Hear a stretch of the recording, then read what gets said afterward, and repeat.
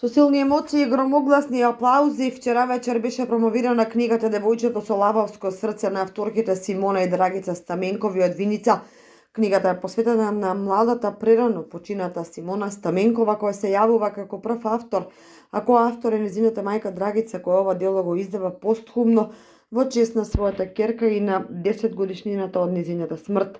Книгата е создадена од личните белешки, доживувања кои во дневници ги пишувала младата Симона, а сега недополнето со записи на незината мајка, севкупно преточени во несекојдневно уникатно дело.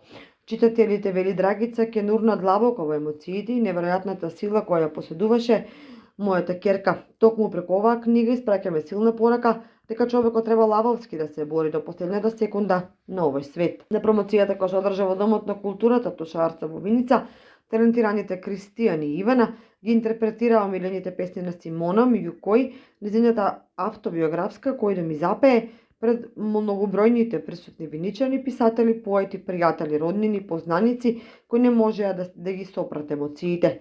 Инаку ова е трета книга која постхумно мајката Драгица Стаменкова ја издава во чест на својата прерано почината ќерка Симона.